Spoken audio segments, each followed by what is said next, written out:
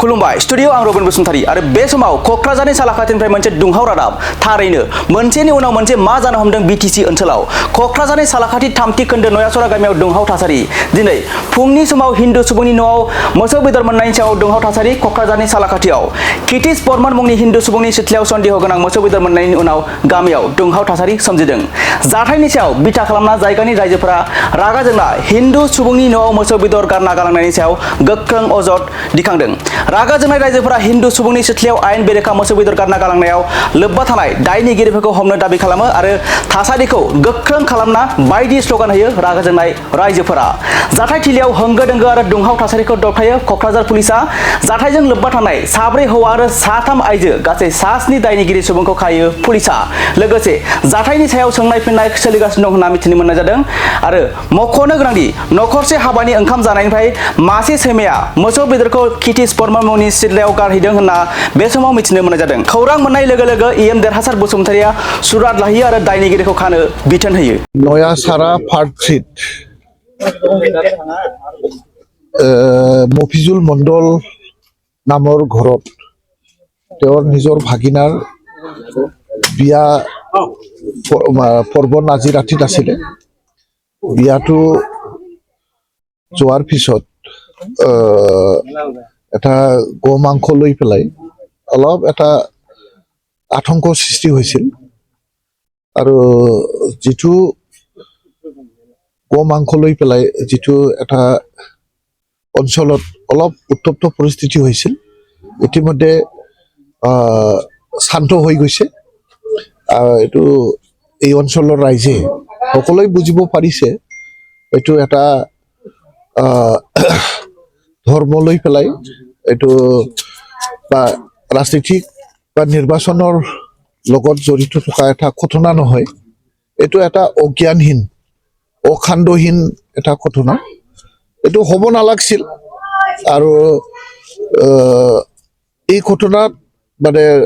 যিটো ঘটনা ঘটাইছে এই মানুহজন নিজেই মানে উপলব্ধি হৈছে ইতিমধ্যে আৰু সেইটো যে বহুত ডাঙৰ ভুল হৈ গ'ল এটা যে এটা দোষী নিজকে দোষী বুলি ভাবি ইতিমধ্যে কোকৰাঝাৰ থানাত নিজকে আত্মসমৰ্পণ কৰিছে আৰু ইয়াত লোকেল পুলিচ বিষয়াসকলেও এইটো কঠোৰ হাতেৰে দমন কৰিবৰ কাৰণে সোধপোছৰ কাৰণে ইতিমধ্যে 4-5 জন মান ইয়াতে মানুহ উঠাই লৈ গৈছে থানাত তেওঁলোকৰ সোধপোছ কৰিব এইটো কিয় হ'ল নহ'ল ঘটনা কেনেকৈ ঘটিব পাৰিলে ইয়াৰ যিটো উচিত বিচাৰ কৰিবৰ কাৰণে তেখেতসকলে ইতিমধ্যে লৈ গৈছে আৰু অঞ্চলবাসী ৰাইজেও সকলোৱে ইয়াত আহি একগোট হৈছে এইটো এটা অখাণ্ডহীন বা অজ্ঞানহীন যিটো ঘটনা এই ঘটনাটো লৈ পেলাই যাতে কোনো ধৰণৰ সমাজত বিশৃংখল নহয় তাৰ বাবে ৰাইজে নিজে সকলোৱে আমি একেলগে আহি ইয়াত দায়িত্ব লৈছোঁ আৰু সমাজেই দায়িত্ব লোৱাৰ কাৰণেই ইমান ডাঙৰ এটা মানে ঘটনা হোৱাৰ যিটো এটা সম্ভাৱনা আছিল এই সম্ভাৱনাটো এতিয়া নিশ্চিত হৈ গ'লো আৰু ৰাইজে পুলিচ প্ৰশাসন বা আমাৰ জিলা বিষয়াসকলক আমি ৰাইজে যথেষ্ট সহায় কৰিছে তাৰ বাবেও এই অঞ্চলবাসী নয়াচাৰা অঞ্চলবাসী ৰাইজক মই ধন্যবাদ জ্ঞাপন কৰিছোঁ যে ইমান ধৈৰ্য সহকাৰে যে এই মানে এটা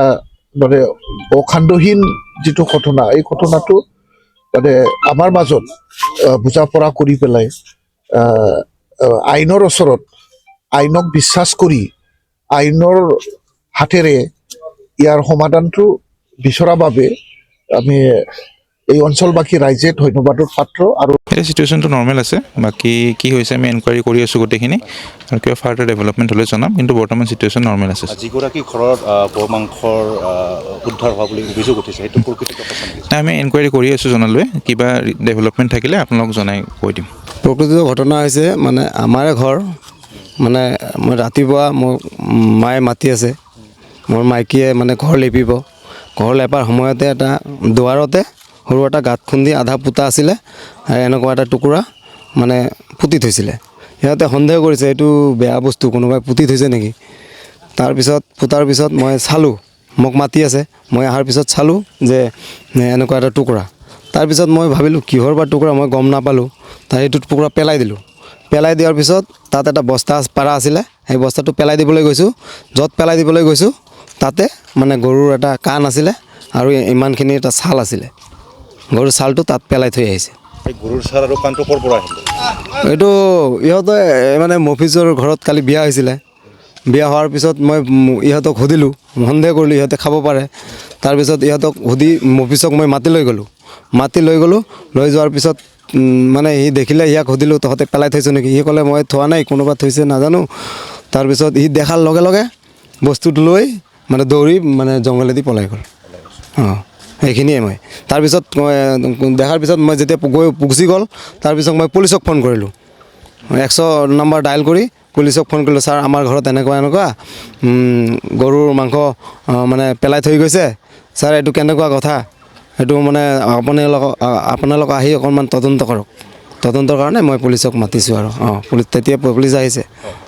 উত্তেজিত ৰাইজে কি ঘৰ বন্ধ কৰিছে নেকি অভিযুক্তৰ? অভিযুক্তৰ এইটো মই মানে ক'ব নোৱাৰোঁ, মানে কৰিছে বুলি কৈ আছে।